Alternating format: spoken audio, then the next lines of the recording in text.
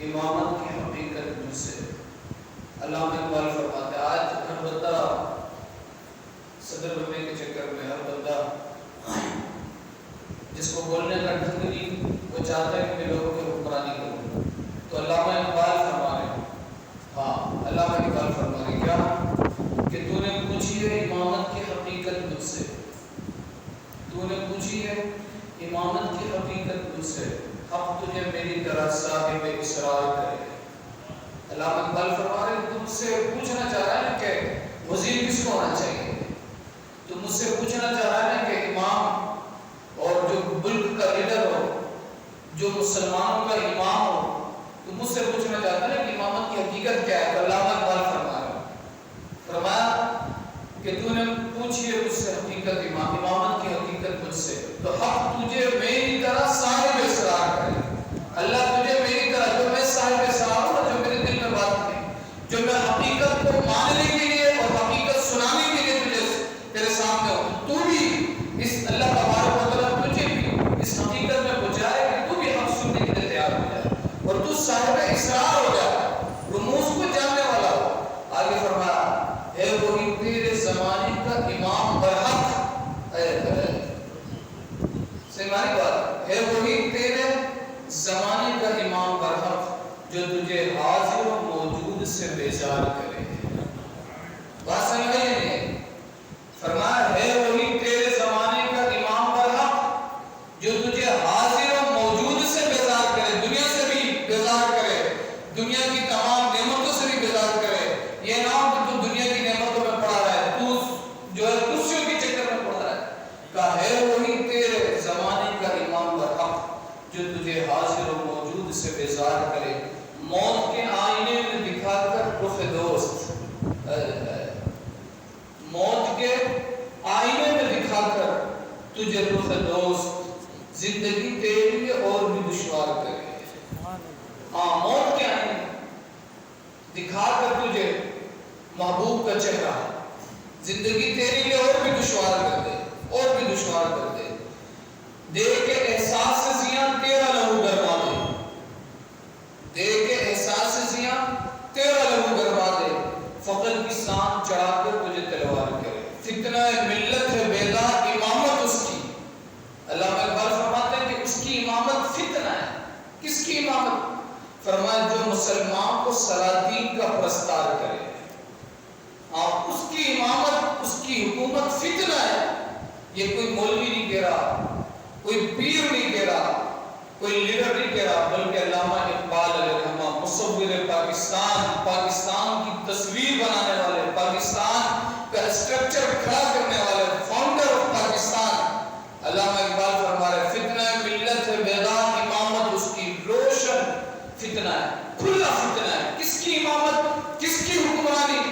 فرمایا جو مسلمان کو سلاطین کا پرستار کرے، جو امریکہ کا پجاری کر دے، انڈیا کا پجاری کر دے، کینیڈا کا پجاری کر دے، یورپ کا پجاری کر دے، اسرائیل کا پجاری کر دے، اور اس کے آگے اپنے گھٹنوں کو جھکا لے، اپنے سروں کو جھکا لے، خالق کے حقیقی کے سامنے جھکنے کے بجائے ایسے لوگوں کے سامنے اور گمراہ اور مشرکین اور کفار کے سامنے اپنے سروں کو جھکائے، تو فرمایا اس کی امامت فتنہ ہے جو مسلمان کو سلاطین کا پرستار کرے.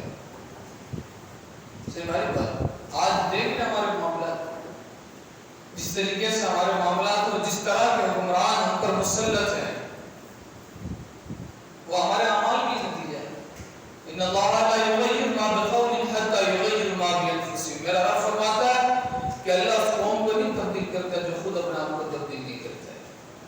ہاں بالکل، جس طرح سے مکاریاں اور نافرمانیاں، بد اخلاقیاں ہمارے اندر رچ بس گئی ہے نا، تو لازمی سی بات ہے پھر ہم پہ ایسے مسلط ہیں حکمران بھی.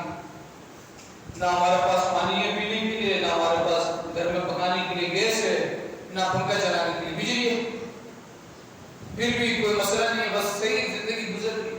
تو میرا بھائی ایسے تو جانوروں میں بھی گزر جاتی ہے، پھر آپ کو جانور میں کیا فرق ہو گیا؟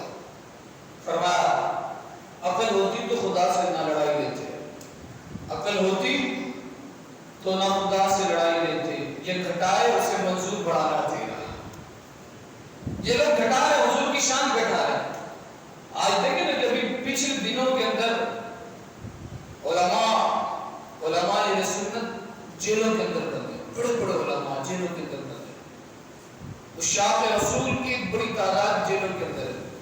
لیکن ابھی جس ملونہ نے گستاخی کی اس کو چھوڑ دیا گیا، اس ملالہ کو جو بے غیرتوں کی لیڈر ہے، بے حیا کی لیڈر ہے، جس کو نہ اپنے دوپٹے کی فکر ہے، نہ اپنی عزت کی، اپنی کردار کی فکر ہے، اس کو ایوارڈ دیا جا رہا ہے۔ مسلمانوں کے دشمنوں کو، آقا علیہ السلام کے دشمنوں کو نعمتوں سے نوازا جا رہا ہے، اور جو حضور کی بات کر رہے ہیں ان کو سلاخوں کے اندر ڈالا جا رہا ہے، ان کو قید و بند کیا جا رہا ہے، ان کی زندگی تنگ کی جا رہی ہے۔ تو آپ فرمائیں کیا فرمائیں، عقل ہوتی تو خدا سے نہ لڑائی دیتے، یہ گھٹائے اسے منظور ہے بڑھانا تیرا، ذکر و روکے فضل کاٹے نفس کا جو یار ہے۔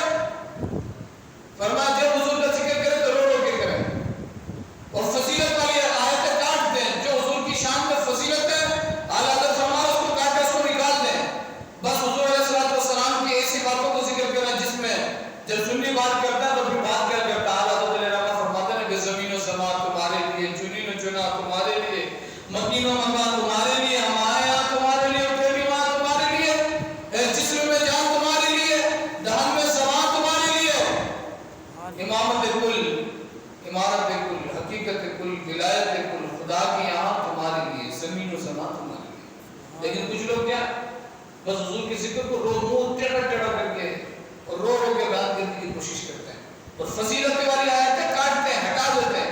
حضور کی شان میں جو آیتیں بیان کی گئی وہ ان آیتوں کو بتانے کے بجائے، ان آیتوں کو قوم میں سنانے کے بجائے، ان آیتوں کو اور ان حدیثوں کو سنانے میں لگے رہتے ہیں۔ تمام حدیثیں بناتے ہیں لیکن ان حدیثوں کو سناتے ہیں جس میں اللہ تبارک و تعالیٰ نے، یا ان آیتوں کو سناتے ہیں جس میں اللہ تبارک و تعالیٰ نے اپنے محبوب کو کسی معاملے میں تنبیہ کی ہے، کوئی معاملہ سکھایا ہے، کچھ سمجھایا ہے، اور جن آیتوں کے اندر فضیلتیں بیان کی ہے، یا ایھا النبی صلی اللہ علیہ وسلم شاہدا مبشرا ونذیرا، یا ایھا الذین آمنوا لا ترفعوا اصواتکم فوق صوت النبی، تو ان آیتوں کو نہیں سناتے ہیں۔ حضور کی شان میں جو آیتیں نازل ہوئی ان آیتوں کو نہیں سناتے۔ فرمایا ذکر و روکے فضل کاٹے نفس کا جو یار ہے، پھر کہے مردود کی امت کو رسول اللہ کی، پھر ایسا شخص تو رسول اللہ کی امت نہیں ہو سکتا۔ حضور کی امت وہی ہوگا جو اٹھتے بیٹھتے کہ میں سو جاؤں یا مصطفیٰ کہتے کیسے، پھر ہاں صلی اللہ کہتے ہاں، جس کے قول سے، افعال سے، اقوال سے آپ علیہ السلام کی تعریف بیان، جس کا دل جب زبان کھلے نا تو پھر وہ آپ علیہ السلام کی محبت کی بات کرے، تو پھر کیا فرمایا، حب احمد کی تبلیغ تو نے نہ کی، حب احمد کی تبلیغ تو نے نہ کی، کٹ گئی عمر گستاخیوں میں تیری، کبھی بھی تو نے حضور کی محبت کی تبلیغ نہیں کی۔ ہاں، اس کی تبلیغ نہیں کہ حضور کی محبت کیسے دل میں ڈالا جائے، آقا علیہ السلام کی محبتوں کو کس طریقے سے مخلوق خدا کے دل میں رچ بسایا جائے، کبھی بھی تو نہیں، بس گستاخیوں میں لگا رہا، انہی چکروں میں لگا رہا کہ نہیں، اس طرح سے آج دیکھیں نا کہ کچھ حکومتی ملا ایسے بھی ہیں کہ جن کے نظریہ ہی بنا ہوا، بس نماز پڑھ لو، روزے رکھ لو، زکات دے دو، حج کر لو، بس جو بات جس وقت کرنی تھی وہ بات اس وقت نہ کی جائے، تو پھر وہ کون سا دین ہے؟ دین تو وہی ہے کہ جب زمانے کو جس چیز کی ضرورت ہو اور جو چیلنجز ہو، یہ بات یاد رکھیے گا، جس وقت جو چیلنجز ہو اس وقت اگر وہ اس حوالے سے بات نہ کرے تو اس کا مطلب وہ دین کا کام پوری کر رہا ہے۔ مسائل ہو، گستاخیوں کے مسائل ہو، ناموس رسالت کے مسائل ہو، دین پر حملہ ہو رہا ہو، اسلام کو لوگ ڈھانے کی کوششیں کر رہا اور یہ بولے یار مسجد بنا، مسجد بنا، جس وقت کی جو چیلنجز ہے اس وقت اگر آپ زبان اس کو نہ کھولیں تو پھر آپ دین کا کام پوری کر رہے ہیں، اپنا کام کر رہے ہیں، پھر آپ اپنا کام کر رہے ہیں۔ تو فرمایا حب احمد کی تبلیغ تو نے نہ کی، کٹ گئی عمر گستاخیوں میں تیری، نفس ہی ڈھونڈنا اگر مقصد ہے تیرا، نفس ہی ڈھونڈنا، بس نفس ہی ڈھونڈتا رہے، عیب ہی ڈھونڈتا رہے، اگر یہی ہے تیرا مقصد تو یوں بستر اٹھانے سے کیا فائدہ، پھر اس بستر اٹھا ادھر بھی چلے جائے، ادھر بھی چلے جائے، پھر کیا فائدہ، دل میں عشق محمد نہیں ہے اگر تو کلمہ سننے سنانے سے کیا فائدہ، صحیح معنی بات، دل میں عشق محمد نہیں ہے اگر تو کلمہ سننے سنانے سے کیا فائدہ، قلب میں شوق طیبہ نہیں ہے اگر، قلب میں دل میں شوق طیبہ نہیں ہے اگر، مکے میں آنے جانے سے کیا فائدہ، اگر دل میں قلب کے اندر مدینے کا شوق نہیں ہے تو پھر کیا بات ہے، پھر مکے آتے رہے جاتے رہے، پھر کیا فائدہ، کوئی فائدہ نہیں ہے۔ تو آج میرے بھائی جس طریقے سے مسلمانوں پر جو ظلم کے داستان رقم کیے جا رہے ہیں، اس کی وجہ صرف اور صرف یہ کہ ہم نے اپنے آپ کو حقیقی دین سے دور کر لیا، ہمارے اخلاق کے جناح سے نکلے ہوئے، ہمارے عقائد کے معاملات ٹھیک نہیں ہیں، ہمیں یہ پتہ نہیں کہ ہمیں کس جگہ جانا ہے، ہمیں یہ نہیں پتا کہ ہمارا منزل مقصود کیا ہے۔ ہم نے یہ سوچا کہ شاید روٹی کپڑا مکان یہی ہمارے جینے کا مقصد ہے بس۔ یار اگر یہی جینے کا مقصد ہوتا تو پھر ہمیں انسان اللہ نے کیوں بنایا؟ ہاں، کیا روٹی جانوروں کے پاس نہیں ہے؟ کیا کپڑا جانوروں کے پاس نہیں؟ کپڑے سے مراد ہم یہ لباس پہن رہے ہیں تو ان کے پر ان کے کھال وہ ان کے لیے کپڑا۔ کیا مکان، کیا اللہ تبارک و تعالیٰ نے جانوروں کو نہیں دیا؟ کیا چڑیا اپنے گھونسلے نہیں بناتی؟ کیا جانور اپنے رہنے کی جگہ نہیں بناتے؟ یہ چیزیں، یہ تو پھر اللہ نے اگر آپ کو انسان بنایا اور انسان کے بعد پھر حضور کو امتی بنایا، یار پیدا ہونے کے ساتھ ہمیں کلمہ مٹھی میں مل جائے، آقا علیہ الصلوۃ والسلام کی محبت ہمیں پیدا ہونے کے ساتھ مل جائے، تو یہ ہماری خوش نصیبی نہیں تو پھر کیا بتایا مجھے؟ ہم نے اس کا حق ادا کیا، ہم نے کلمے کا حق ادا کیا۔ اللہ قرآن میں فرماتا ہے کہ کیا تم سمجھتے ہو کہ تم جنت میں ایسے چلے جاؤ، ایسے چلے جاؤ، کوئی تم پر آزمائش نہیں ہوگی۔ وَلَنَبْلُوَنَّكُمْ بِشَيْءٍ مِّنَ الْخَوْفِ وَالْجُوعِ وَنَقْصٍ مِّنَ الْأَمْوَالِ وَالْأَنفُسِ وَالثَّمَرَاتِ وَبَشِّرِ الصَّابِرِينَ۔ رب فرماتا ہے کہ ہم ضرور تمہیں آزمائیں گے، ضرور تمہیں آزمائیں گے، خوف سے بھی آزمائیں گے، بھوک سے بھی آزمائیں گے، مال لے کر بھی آزمائیں گے، بچوں کی جانیں لے کے بھی آزمائیں گے، باغات چھین کر بھی آزمائیں گے، ضرور آزمائیں گے، لیکن فائدہ میں وہی دے گا جس کے متعلق فرما رہا وبشر الصابرین، صبر کرنے والوں کے لیے خوشخبری ہے، خوشخبری ہے جو نا صبر کرنے والے۔ حضرت معاذ بن جبل رضی اللہ تعالیٰ عنہ فرماتے ہیں کہ مجھے آقا علیہ الصلوۃ والسلام نے 10 نصیحتیں کی۔ کتنی نصیحتیں کی؟ 10 نصیحتیں۔ صحابی رسول اللہ کو نصیحت کرنے والی شخصیت کو آج ہم بھی جاتے ہیں کسی بڑے شخصیت کے پاس، عالم کے پاس، مفتی کے پاس، اللہ کے ولی کے پاس، تو ہم کہتے ہیں حضور ہمارے لیے کوئی نصیحت ہو، حکم فرما، ہمارے لیے کوئی حکم ہو، ہمیں کیا کرنا چاہیے، زندگی کس طرح گزارنی چاہیے۔ ہم میں سے جب ہم کسی بڑی شخصیت کے پاس جاتے ہیں تو ہماری کوشش یہ ہوتی ہے کہ ہم ان سے نصیحت لیں، ان سے دعا لیں۔ تو آقا علیہ الصلوۃ والسلام کی بات ہے، حضرت معاذ بن جبل رضی اللہ عنہ جب آئے تو میرے حضور نے آپ کو 10 نصیحتیں کی، وہ 10 نصیحتیں آپ نے بیان کی۔ آپ فرماتے ہیں کہ میرے آقا علیہ الصلوۃ والسلام نے جو پہلی نصیحت مجھے کی وہ یہ کی، وَإِنْ أَصَابَ النَّاسُ مَوْتٌ فَاصْبِرْ۔ اے معاذ، اگر موذی امراض تمہارے علاقے میں آ جائے، کوئی وبا تمہارے علاقے میں آ جائے، تو وہاں سے بھاگنا نہیں بلکہ ثابت قدم رہنا ہے۔ موت کا خوف، موت کے ڈر کی وجہ سے ادھر ادھر بھاگ کے نہیں پھرنا ہے، یہ وبا کی بات ہے۔ اور وبا کی تعریف میرے بھائی یہی ہے، جب وبا آپ تاریخ اٹھا کے دیکھیں، وبا اس کو کہتے ہیں کہ جس علاقے کے اندر جو مرض آیا تو سارے علاقے والے مر جاتے ہیں، آپ کچھ گنتی کے لوگ اگر بچے تو بچے، ورنہ سارا علاقہ برباد ہو جاتا ہے۔ وبا نہیں ہوتی، اپنی مرضی کی وبا بنا لی جائے، اپنی مرضی کے ویکسینیں تیار کر لی جائیں، قوم کو ٹھوک دیا جائے، اس پہ تنخواہیں نہ ملیں، تو وہ تو پھر اپنی اپنی مرضی ہوگی، ہاں وہ تو پھر سب کی اپنی کوئی مرضی ہے۔ اور جب لازمی سی بات ہے کہ قوم ایسی ہو جائے تو پھر تو کچھ بھی ٹھوک سکتے ہیں، ان کو تو انہوں نے تو چپ کر روزہ رکھا ہوا، قوم میں، قوم کو کیا ٹینشن ہے، قوم کو تو کوئی ٹینشن ہی نہیں ہے، وہ انجیکشن ٹھوکے ہیں، ان کے پر گولیاں ٹھوکے ہیں۔ جتنا کرپشن اب ہو رہا ہے آپ دیکھ لیں، پچھلی حکومتوں میں جتنے ڈالر، 1200 ارب ڈالر تھے، کتنے ڈالر آ رہے ہیں، کس کس کے نام پہ آ رہا ہے، پوری دنیا کا سارا کچھ پتا ہے، لیکن قوم حق بولنے کے لیے تیار نہیں ہے۔ تو ہم نے کہا نہیں، ہم کیوں اپنی جان پہ لالے میں، ہم کیوں اپنی زندگی برباد کریں۔ میرے حضور نے فرمایا مسلمان کفار اس طرح سے ٹوٹ پڑیں گے نا، ایک وقت آئے گا مسلمانوں پہ کفار ایسے ٹوٹ پڑیں گے جسے بھوکے کھانے میں ٹوٹ پڑتے ہیں، بھوکے کھانے میں ٹوٹ پڑتا ہے۔ آج لوگ پوچھتے ہیں نا کہ یار مسلمانوں کا زوال کیوں ہے، کیوں مسلمان زوال پذیر ہو؟ اس کی وجہ صرف اور صرف وہی ہے جو حضور نے بیان فرمائی، اور دو وجہ حضور نے بیان فرمائی، دو وجہ حضور نے بیان فرمائی مسلمانوں کی زوال سے۔ ہماری بات ایک وقت تھا مسلمانی عروج کا، وہ بھی وقت تھا کہ عمر بن عبدالعزیز رضی اللہ تعالیٰ کا دور ہے کہ جب زکوٰۃ کا مال نکالا جاتا تھا نا، زکوٰۃ کا مال، تو آپ نے تمام غریبوں کو زکوٰۃ کا مال دے دیا، لیکن پھر بھی پیسہ بچ گیا۔ عمر بن عبدالعزیز نے اپنے مشیروں کو کہا کہ یہ مال میرے پاس نہیں لے کر آؤ، یہ سونا چاندی لے جاؤ، بھائی کہاں رکھیں گے اس کو؟ کہا حضور ہم نے مسلمانوں کے سارے غرباء کا مال تقسیم کر دیا، مسلمانوں میں جو لوگ کاروبار کرنا چاہتے تھے لیکن ان کے پاس پیسے نہیں تھے، ہم نے ان کو بھی دے دیا، ان کا کاروبار کھڑا کر دیا، لیکن پھر بھی مال بچ گیا۔ اب کیا کریں اس کا؟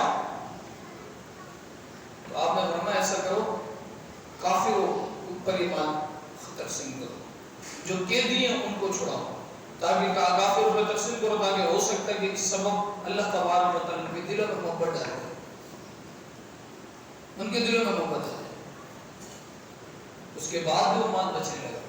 تو ایک وقت یہ تھا، اور آج ایک وقت کیا ہے؟ جو مال ہے وہ بھی ہم سے چھینا جا رہا ہے۔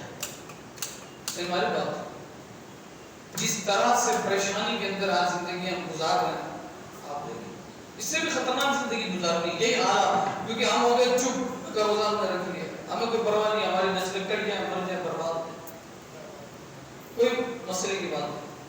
تو حضور نے فرمایا آج خوف جو ہمارے دلوں میں رچ بس گیا ہے نا، موت کا خوف، موت سے اتنا ڈرنے لگے، موت سے اتنا ڈرنے لگے جس کی میرے بھائی کون ایسا بندہ جو پیدا ہو اس کو مرنا نہیں؟ اب وہ لوگ مجھ سے میسیجز میں سوال کر رہے ہیں، پوچھ رہے ہیں حضرت کوئی دعا بتاتے ہیں، ہم کام کرتے ہیں، ویکسین لگانا پڑا ہے، کوئی دعا کرتے ہیں کہ اس کا نیگیٹو اثر نہ لگے۔ میں نے کہا دعاؤں کا زمانہ رہ گیا ہے، اب صرف دعائیں کروا لو، بس بولنا کچھ نہیں، کرنا کچھ نہیں، عملی جہاد، آواز حق بلند نہیں کرنا، بس دعا کروا لو، سارا معاملات کرا، اللہ کرے دعائیں قبول ہو جائیں۔ لیکن پھر ایسی قوم کے لیے تو دعا بھی قبول نہیں تھی۔ ہاں دعائیں، اگر صرف دعائیں ہوتی تو پھر حضور کبھی بھی نہیں نکلتے گھر سے باہر۔ حضور سے بڑھ کر کس کی دعا قبول ہونے والی مجھے بتا؟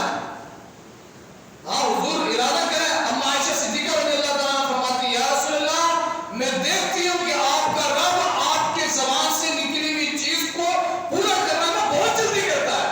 سبحان اللہ۔ فرمایا وَلَسَوْفَ يُعْطِيكَ رَبُّكَ فَتَرْضَىٰ، اے محبوب ہم آپ کو دیں گے کہ آپ اپنے رب سے راضی ہو جائیں گے۔ اب اندازہ کرو کہ حضور پھر بیٹھ جاتے ہیں مصلی بچھا کے اور دعائیں میں لگ جاتے ہیں، یا اللہ میری قوم کو بچا لے، یا اللہ آج بدر کے میدان میں جنگ کرنے کے لیے نہیں جائیں گے، میری قوم تو 313 میں ان کو کہاں لے کے جاؤ لڑنے کے لیے، یا اللہ تو ایسی جتا دے۔ کیا حضور کر لیتے تو نہیں ہوتا؟ ہو جاتا۔ پھر نہ جنگ یرموک، نہ جنگ خیبر، نہ جنگ بدر، نہ جنگ احد، اتنی جنگیں جو حضور نے کی ہیں نا وہ نہیں ہوتی تھی، بس حضور مصلی بچھاتے کعبے کے سامنے کھڑے جاتے، دعا کر لیتے، بات ختم۔ نہیں، میرے آقا علیہ السلام نے خود جنگی لباس میں زیب تن کیا، اور جب اسباب نہیں تھے، ریسورس نہیں تھے، وسائل نہیں تھے، 2 تلواریں، 4 گھوڑے، پھر بھی میرے آقا علیہ السلام نکل گئے۔ کیوں؟ کیونکہ تاکہ صحابہ کو بھی بات پتہ چلے اور مسلمانوں کو بھی بات پتہ چلے کہ مسلمان اسباب کی طرف نہیں دیکھتے بلکہ اپنے رب کی طرف دیکھتے ہیں۔ سبحان اللہ۔ مسلمان رب کی طرف دیکھتے ہیں۔ آج ہم لوگ اسی چکر میں لگے بس دعاؤں کی اپنی ایک اثر ہے، بالکل اس میں کوئی بات نہیں، اور دعا ایک اپنی طاقت رکھتا ہے، لیکن اس کے ساتھ ساتھ کوشش بھی کچھ ہے۔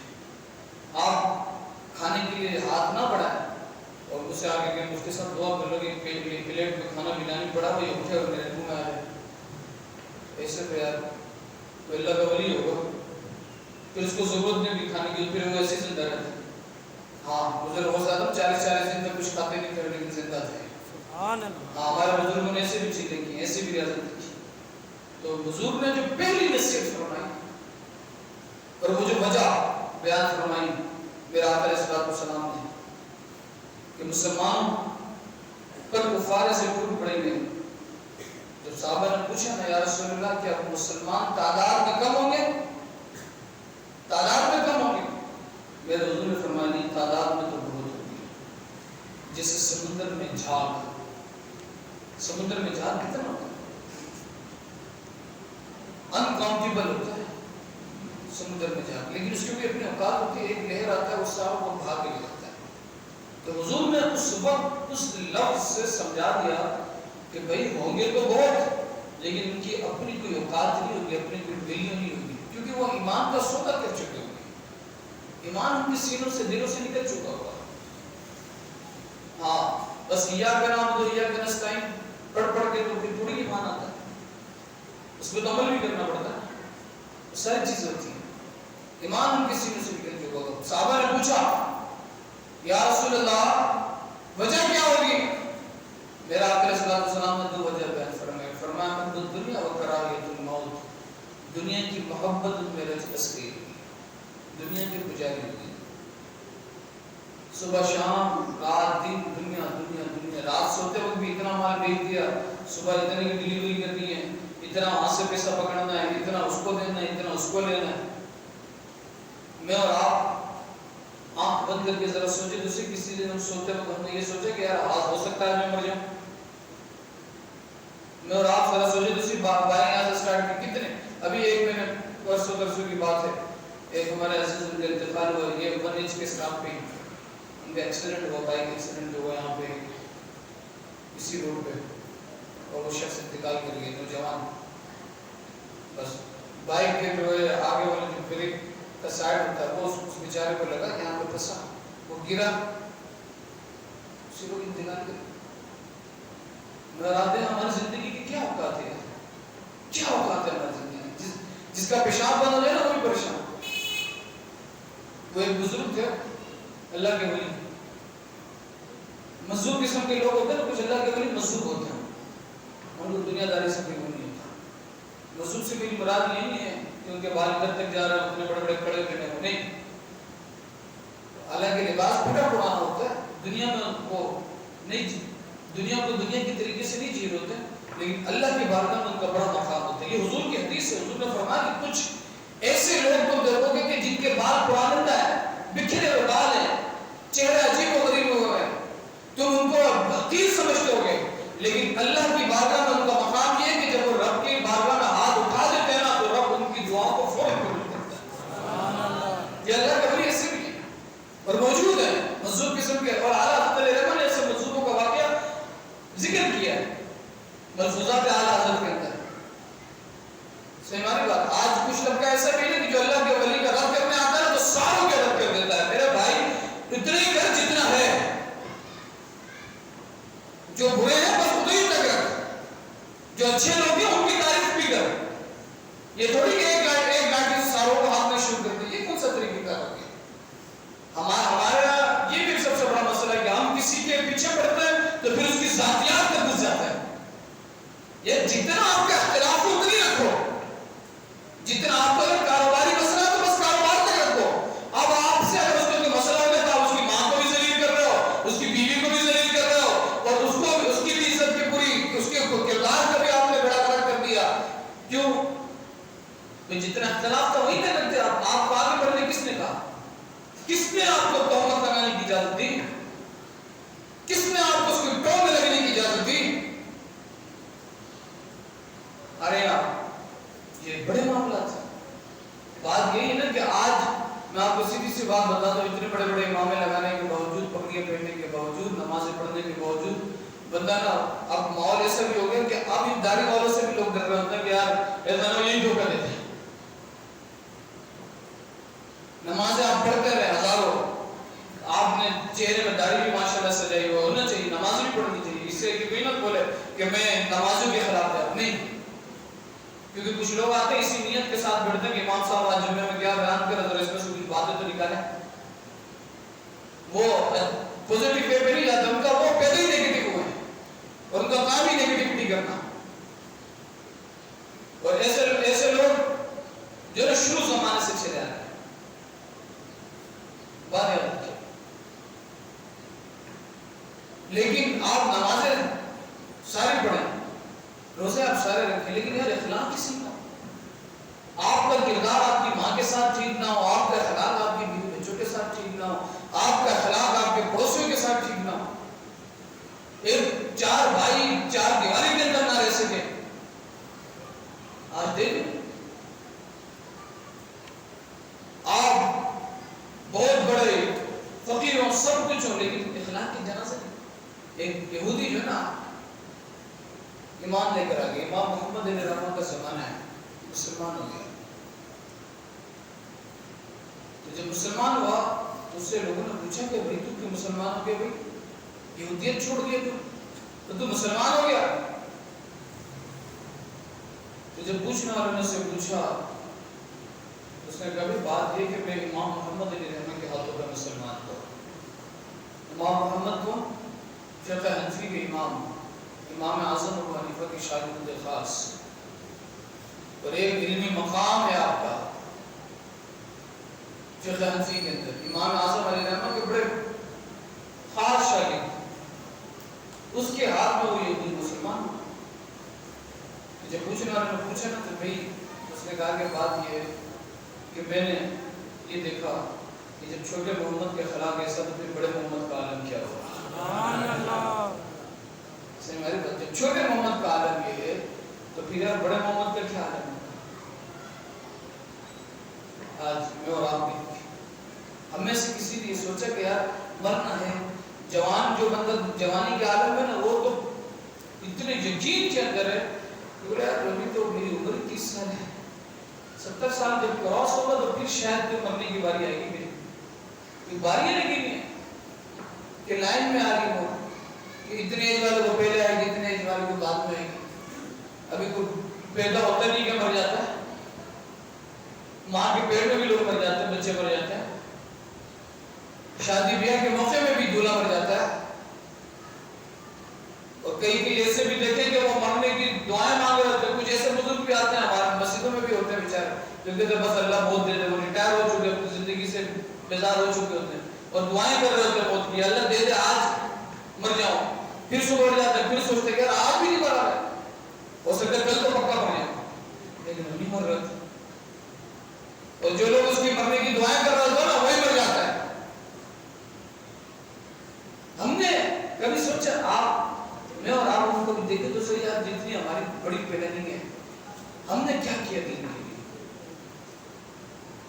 ہم نے کیا ضروریات ہے اسلام کی, ہم نے کیا بنی کی ہے, ہم نے ہماری زندگی کا مقصد حیات کیا. اللہ تبارک و تعالیٰ تو فرمایا ما خلقت الجن والانس الا لیعبدون, انسان اور جنات کو جو میں نے پیدا کیا وہ اس لیے پیدا کیا کہ میری عبادت کریں.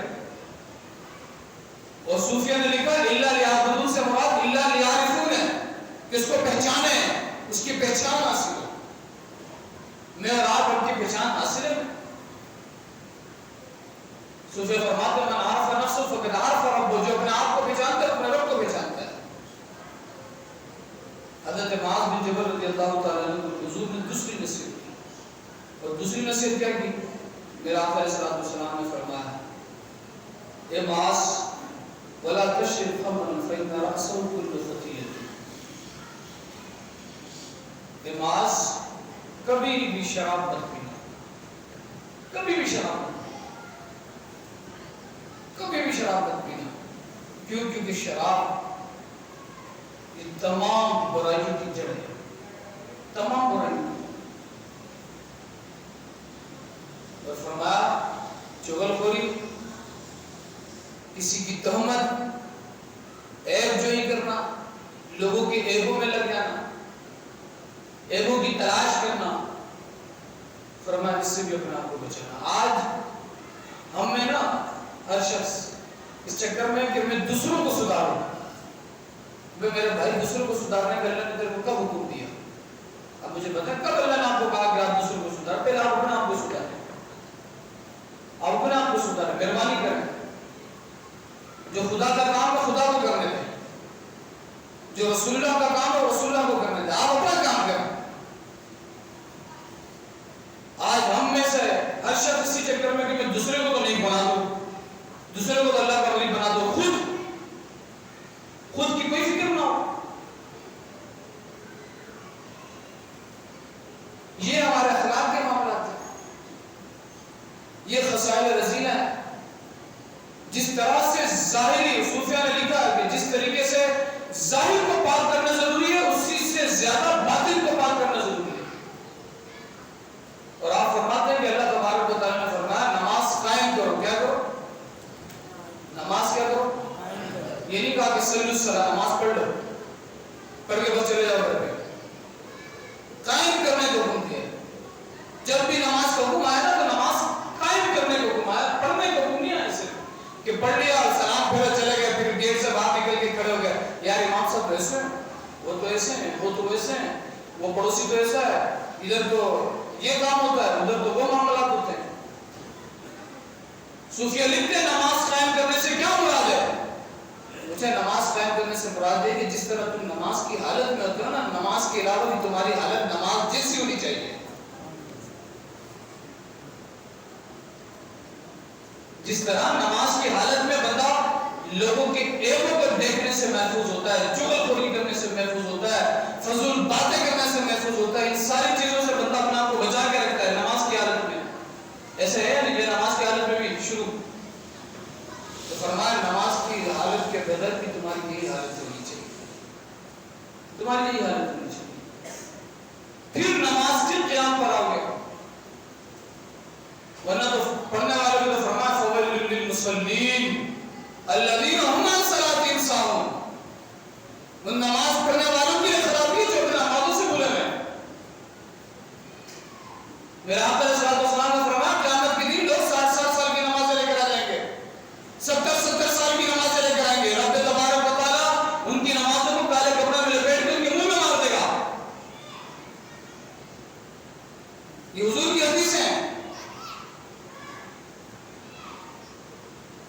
اندازہ کریں میرا آقا علیہ السلام نے حضرت معاذ بن جبل کو جو تیسری نصیحت دی، فرمایا وَلَا تَعْصَ وَالِدَيْكَ، اے معاذ کبھی بھی اپنے والدین کی نافرمانی مت کرنا. یہ 10 نصیحتیں حضرت معاذ بن جبل رضی اللہ تعالیٰ کو جو حضور نے کی ہے، یہ جامع اور مانع نصیحت ہے، یہ جامع اور مانع نصیحت ہے. اگر ہم سمجھے تو، اور اگر نہ سمجھے اور سمجھنے کے اوپر آمادہ ہی نہ ہو تو پھر اس کو تو کوئی نہیں سمجھا سکتا، اس کو تو کوئی نہیں سمجھا سکتا. جو خود سمجھنا نہ چاہے اس کو کوئی نہیں سمجھا سکتا. فرمایا کبھی بھی اپنے والدین کی نافرمانی مت کرنا، اگرچہ وہ تمہیں تمہارے گھر سے باہر نکال دے، کبھی بھی نافرمانی مت کرنا. بولن آواز میں جھگڑا مت کرنا. اگر ہوتا ہے ہم جس زمانے کے اندر سروائیو کر رہے ہیں، ایسا ہوتا ہے کہ کئی گھر ایسے بھی ہم نے خود بھی دیکھے کہ بہو کے معاملات یا ساس کے معاملات اس طرح سے ماں باپ ناجائز معاملات بھی کرنے پہ آ جاتے ہیں. تو لیکن جب وہ بندے ہم سے سوال کرتے ہیں، پوچھتے ہیں، تب یہ کہتے ہیں کہ یار چپ کرو ذرا کرو، یا تو سمجھ مان کر خاموشی کے ساتھ علیحدگی کی اختیار، ماں باپ کی عزت رکھو. لیکن ماں باپ کو بھی تھوڑا سا سمجھنے کی ضرورت ہے. شادی کے بعد جس طریقے سے ماں باپ اپنے اولاد کو پرایا کر دیتے ہیں، وہ ساری محبت بیٹی کی طرف بیٹا کچھ بھی نہیں. کچھ فیملی ہم نے ایسے بھی دیکھا. لازمی سی بات ہے یہاں بیٹھ کر ہم ساری جہتوں پہ بات کریں گے، ساری جہتوں پہ بات کرنے کی ضرورت ہے، صرف ایک طرف نہیں. جہاں اولاد کے والدین کے حقوق ہیں تو وہاں اولاد کے بھی کچھ حقوق ہیں، ساری چیزوں کو سمجھنے کی ضرورت ہے. لیکن اولاد کا کام یہ نہیں کہ اپنے ماں باپ کو جا کے پڑھانا شروع کر دے، ماں آج میں یہ پڑھ کر ہے، دیکھ تیرے کو پڑھاتا ہوں. میرے بھائی کیا ہو گیا؟ آپ کو پڑھانے کی ضرورت نہیں ہے، آپ مت پڑھائیں، آپ مت پڑھائیں بابا، آپ ادب و احترام کے ساتھ والدین. اچھا پھر ایک معاملہ یہ ہوتا ہے ہم سمجھتے ہیں کہ سارے حقوق شاید والدہ ہی دیتی ہیں، والد صاحب بھی کوئی ہے، کچھ والد صاحب کا بھی کردار ہے معاشرے کے اندر، والد صاحب کی بھی کوئی ذمہ داری ہے، والد صاحب کا بھی کوئی مقام ہے. حضور علیہ السلام نے فرمایا کہ اللہ کی ناراضگی والدین کی ناراضگی کے ساتھ ہے. اور اللہ کی رضا والدین کی رضا کے ساتھ، والدین کی رضا کے ساتھ دونوں ضروری ہیں۔ اور پانچویں نصیحت میرا آقا علیہ السلام نے جو کی، فرمایا لا تشرک باللہ شیئا ان قتلت او حرقت، اے معاذ اللہ کے ساتھ کبھی بھی شریک مت کرنا، شرک مت کرنا، اگرچہ تم قتل کر دیے جاؤ، اگرچہ تم جلا دیے جاؤ، لیکن شرک کبھی بھی مت کرنا۔ یہ بات ہے کیونکہ شرک عظیم گناہوں میں سے گناہ ہے، شرک کی کوئی بخشش نہیں، معافی نہیں ہے، لیکن شرک کے تصور کو بھی سمجھنے کی ضرورت ہے۔ یا رسول اللہ بول دینا شرک نہیں ہے، یا غوث اعظم بول دینا شرک نہیں ہے، میلاد کر لینا شرک نہیں ہے، فاتحہ کر لینا شرک نہیں ہے۔ یہ کون سا شرک ہو گیا میرے بھائی؟ شرک کا کیا مطلب ہے؟ پارٹنرشپ، اللہ تبارک و تعالیٰ کی ذات و صفات و افعال و اعمال کے اندر کسی کو خدا کے برابر سمجھنا، یہ شرک ہے۔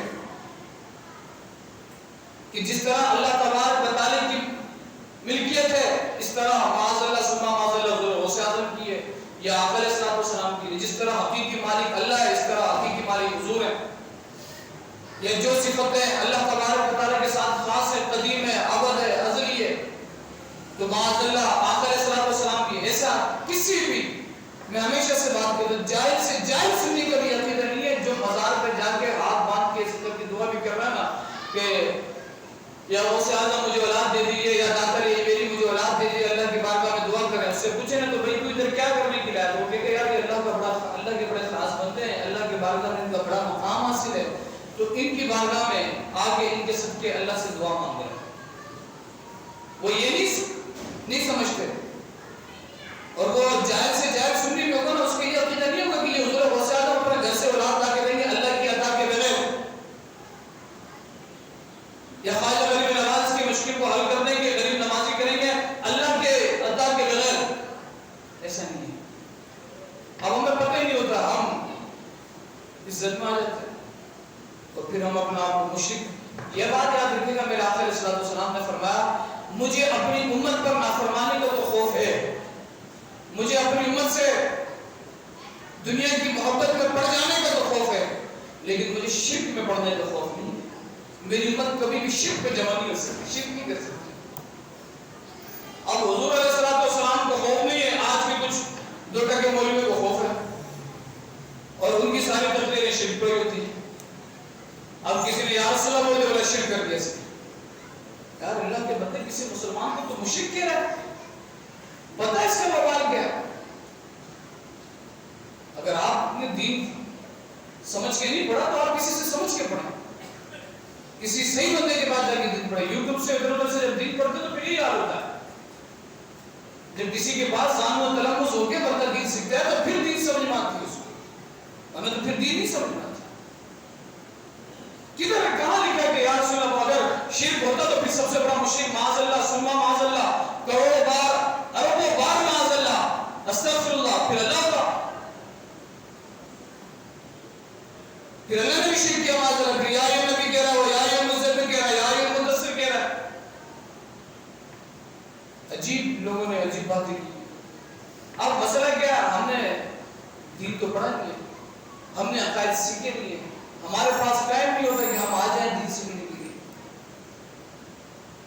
مساجد کے اندر امام صاحب بول بول کے تھک جاتے ہیں جمعے کے دن کہ بھئی حضرت والا کوشش کیا کریں کہ 1:15 بجے آ جائیں، 1 بجے آ جائیں، تقریر سے پہلے حاضر ہو جائیں، لیکن کیا کرنا ہے، مولوی کی تقریر سن کے تو ہمیں کھانا تھوڑی ملے گا،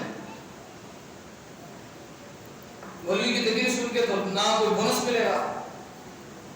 اب جس چیز میں ملے گا پیسہ تو پھر تو ہم سب کچھ کرنے کے لیے تیار ہیں، پیسہ نہیں ہے، پیسہ کچھ بھی نہیں ہے، لیکن قبر اور آخرت کی تیاری سے بول رہے ہیں۔ یہ بات یاد رکھیں، جب علماء کے پاس اٹھیں گے بیٹھیں گے دین سیکھیں گے سمجھیں گے، علماء کی محبتیں ہوں گی دلوں کے اندر، منافقت نہیں، سامنے آ کے حضرت حضرت کریں، نماز بھی پڑھے پیٹ پیچھے آ کے باتیں کریں، تو وہ شخص منافق ہے۔ اذا جاءك المنافقون قالوا نشهد انك رسول اللہ، منافق آتے تھے حضور کی بات میں، سورہ منافق اٹھا کے دیکھیں کیا فرما رہا ہے، اذا جاءك المنافقون، کیا تعریف کی منافقوں کی؟ منافق آتے ہیں کہتے ہیں قالوا، وہ کہتے ہیں نشهد، ہم گواہی دیتے ہیں انک رسول اللہ، آپ اللہ کے رسول ہیں۔ آپ کیا ہیں؟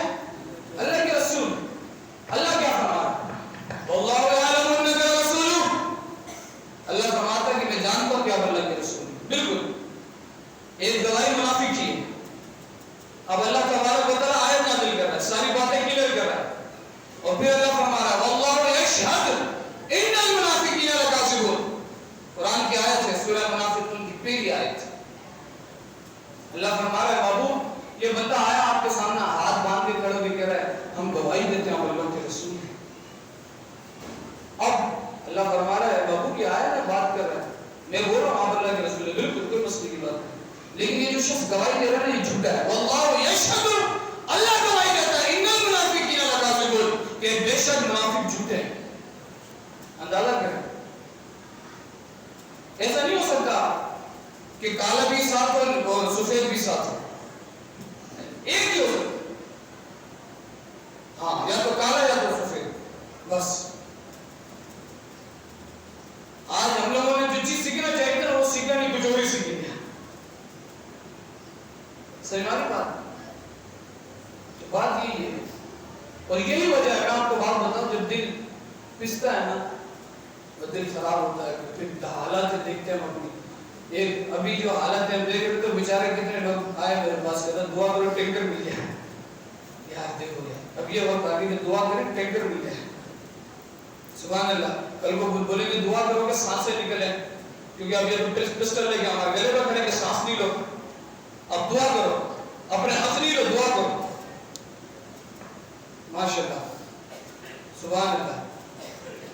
جب یہ حالتیں ہو جائیں تو پھر اللہ فرما رہا ہے ان اللہ لا یغیر ما بقوم حتی یغیروا ما بانفسہم.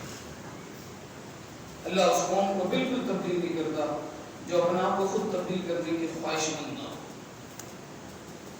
ہاں بالکل نہیں جو اپنے آپ کو تبدیل کرنے کی خواہش مند نہیں. اسلام غلامی نہیں سکھاتا اسلام تو آزادی سکھاتا ہے. ہاں اسلام نے آزادی سکھائی.